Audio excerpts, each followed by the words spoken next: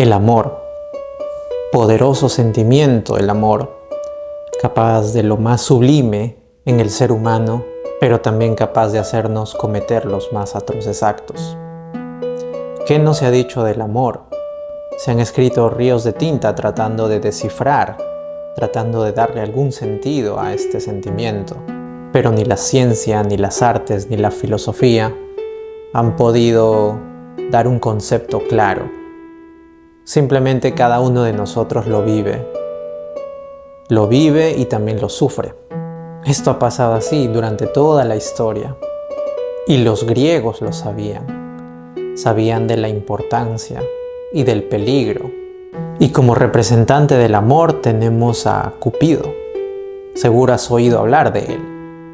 Dios del amor, armado de un arco con flechas poderosas, capaces de juntar a las personas, pero también generar el más duro de los rechazos. Cupido, Dios del amor, es el fruto de la relación entre Afrodita, su madre, que también es diosa del amor y de la belleza, y del temible Ares, dios poderoso de la guerra. Cupido es conocido por los griegos con el nombre de Eros. No importa el nombre, sino lo que es capaz de hacer, ¿verdad? Cupido estaba armado con poderosas flechas mágicas, flechas con punta dorada para generar apego, amor, incluso obsesión por la otra persona. Y flechas con punta de plomo que lo único que generaban era rechazo, si te llegaba.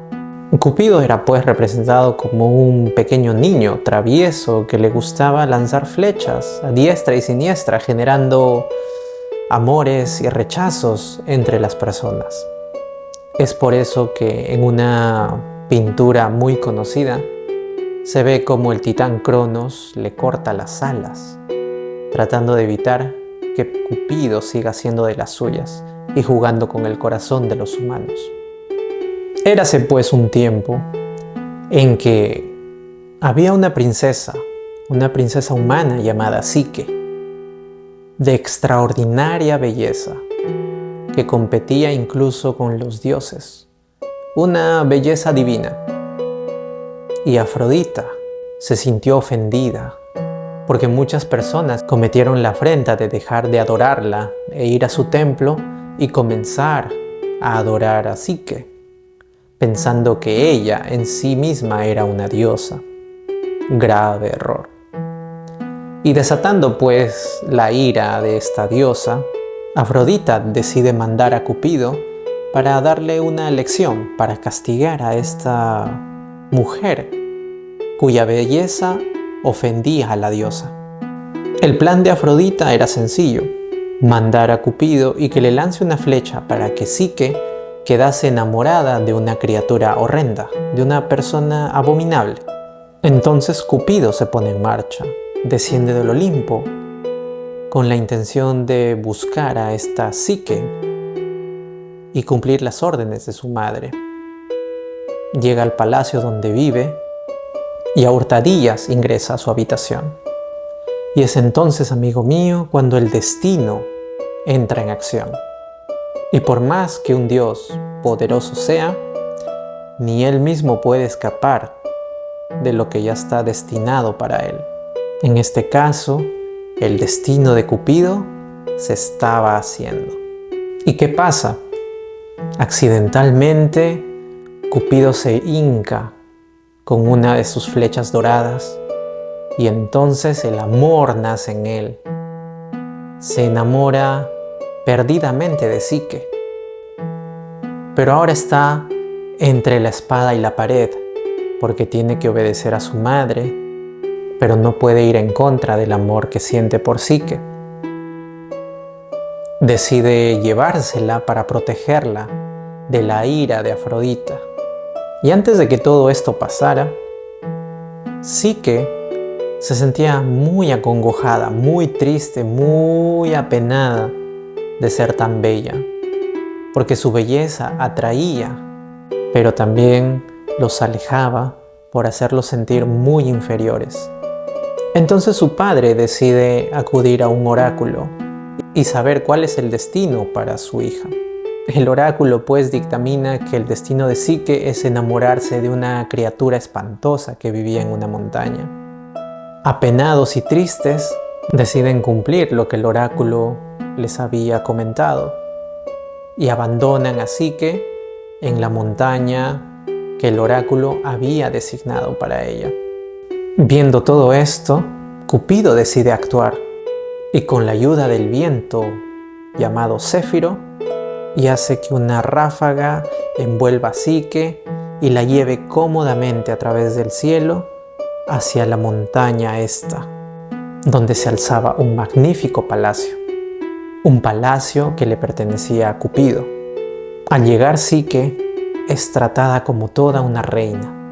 Pasea por los pasadizos, los jardines durante el día y llegada la noche, Psique decide esperar a su futuro marido en medio de la oscuridad, con mucho temor, mucha impaciencia y resignada a lo que el oráculo le había dicho.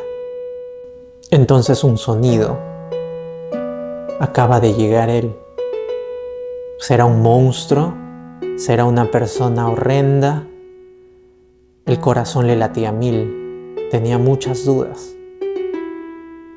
Pero en medio de la oscuridad se alzaba una figura. No la podía contemplar, solamente la forma. No podía ver el rostro, no sabía quién era. Y así pasaron la noche. No solo una, pasaron varias noches. Y sí que poco a poco comenzó a enamorarse de él.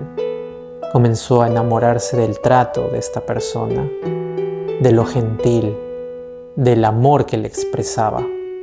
No podía contemplarlo, esa era la única regla, que no podía ver su rostro. No sabía que ante ella tenía a un Dios que estaba enamorado. Cierto día, la curiosidad fue más. Había conversado con sus hermanas y éstas le habían sugerido de que tenía que cerciorarse quién era esta persona. ¿Era en realidad un monstruo? ¿Era en realidad alguien horrendo? Y espera que una noche su pareja se quede completamente dormido para prender una lámpara de aceite. La acerca al rostro con un poco de temor. ¿Qué sería lo que encontraría? Pero ante ella se iluminó el rostro bello de un hombre muy agraciado.